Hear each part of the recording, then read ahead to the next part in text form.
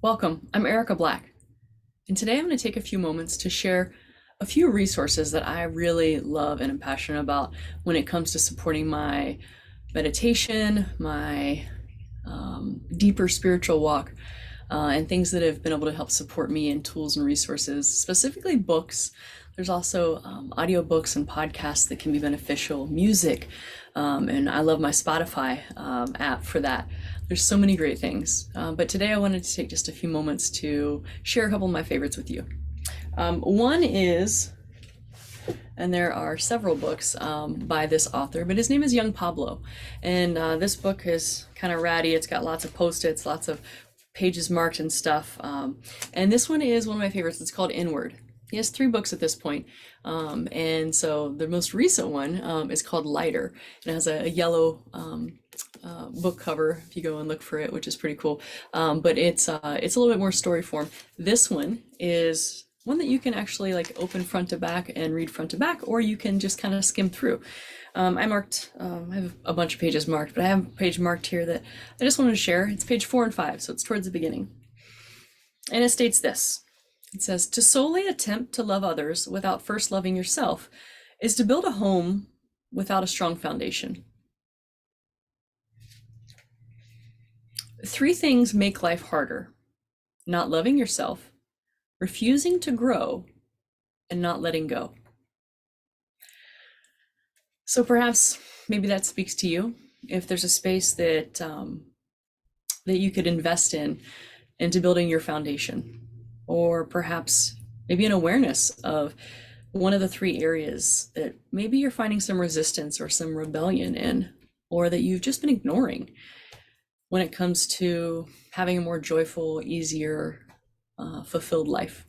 Whether that's not loving yourself, whether that's refusing to grow, and or maybe not letting go. And so I know that at different points in our life, different of these 3 can maybe flag or be challenging. But there's opportunities to grow every day. We can always start new, and you are amazing and worthy of love. So I hope that maybe this is an encouragement or a good reminder. Young Pablo, a lot of great stuff. So I love the simplicity and the depth that happens when I connect with his books. The next author that I'm going to share with you is Mark Nepo. And Mark Nepo is an amazing teacher, author, guide, spiritual guide.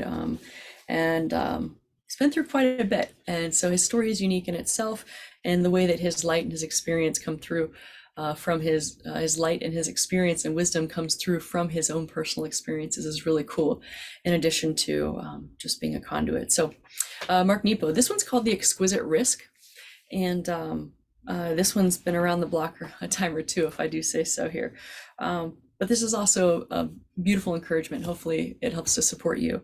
And I do read this, usually I read it front to back, his books, but sometimes I'll flip through and just pick a chapter to read, because they all have really beautiful, unique wisdom teachings, and they don't necessarily go chronological. So pretty cool.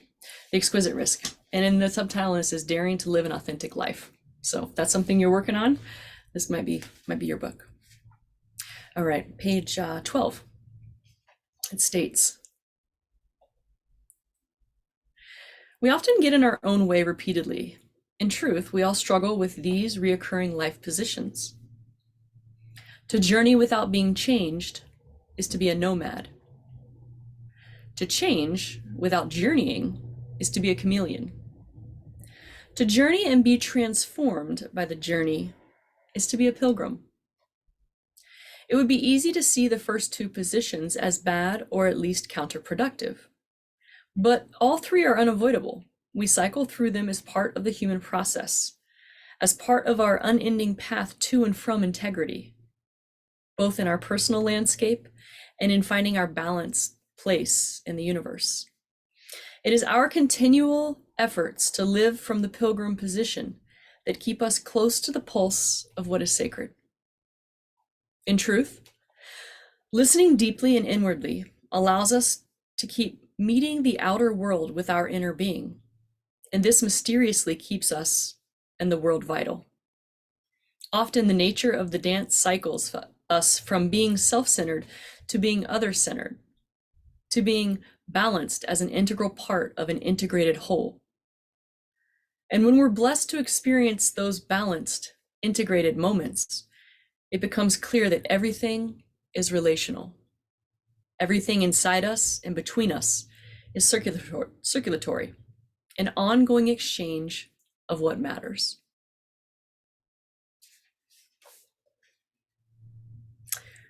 He goes on to share about his experience through cancer and the wisdom and outcome through some of that. And in italics, the last sentence here says, this frightened self kept saying, there's nothing left but keep dancing. There's nothing left but to keep dancing. There's nothing left but to keep dancing. May your journey be the pilgrim's journey. It's not easy, it's not simple. None of us are ever attained and perfect. But we all can keep dancing. So, Mark Nepo, pretty cool stuff. I've been doing some meditation and teaching some things lately that maybe you've been digging into and checking out here. I feel very connected to Mark Nepo in a lot of ways and through his books and his writings. But this is actually pretty cool. And the journey of, this one's called 7,000 Ways to Listen, staying close to what is sacred. I think we can all have a little bit more of that, or need a little bit more of that. He states, page 49, one reliable way to listen is to keep what is true before us. We can't do this all the time because we're human. So, the practice of being human centers on courage to return to what is life-giving. Returning to what matters involves setting aside our preconceptions and opinions so that we can listen to life directly. When we can meet life with an open heart, receiving becomes indistinguishable from giving, and we become conduits of grace.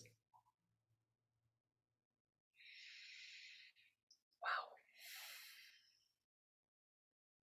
Listen to life directly.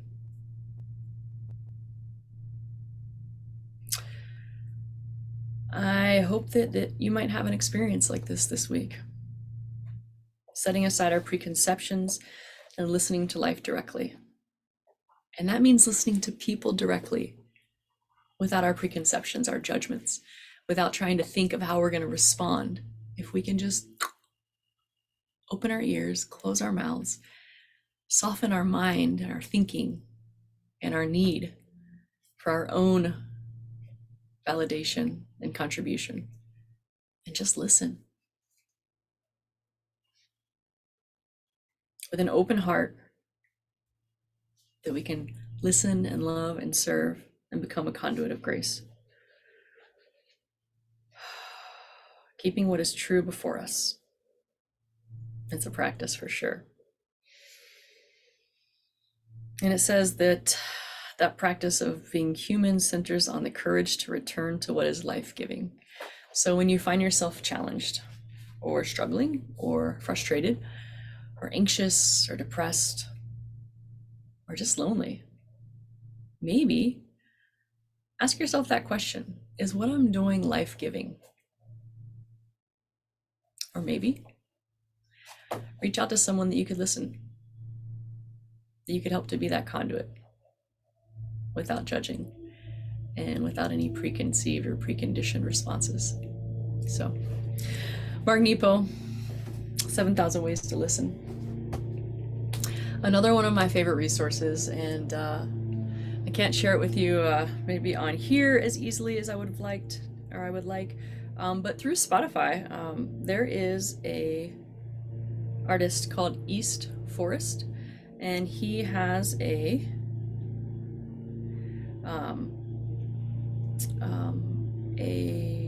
album that he put out with Ram Dass, where he listened to Ram Dass's wisdom and offerings in his last months before his human life ended. And he was able to record this and then match it with audio tracks, nature, and different things. And one of my favorite tracks on here is titled I Am Loving Awareness. It's just under 10 minutes. It's a great meditation to have on and like play in the background while you just ground and breathe. When I first started deeply meditating consistently, the beginning pre-COVID and kind of leading into that year, I'd started cutting things out of my life and getting grounded and rooted. And this was part of my morning. It was 10 minutes every day, and it was a very consistent part of my morning until I evolved and grew my practice to add other things in. And so if you want to check that out, you can go on there and check that out, and you can look up that album. I also have a few Spotify playlists that you can access if you'd like. And so let me pull this up so that I can. It's Erica Black US. And so if you go in and you search that in Spotify, you might be able to find my profile and then link down to find a few different playlists from meditation to dance to running to whatever. I don't hide them. So if you want to go access them, feel free. All right. I would play it, but I don't have rights, so I can't do that. Honoring the source, right? Honoring yourself with integrity. All right. Well, I hope this served. I hope that you have an amazing day and that you find something to nourish you, and open yourself, open your eyes, open your ears, and take in what's around you. Listen to those around you and see what happens when you are honest with yourself and have integrity to show up with a heart to serve, to listen, and to receive, because there is such beauty in the giving. So, divine in me bows and honors to the divine in you. Namaste. Have a beautiful week. Until next time.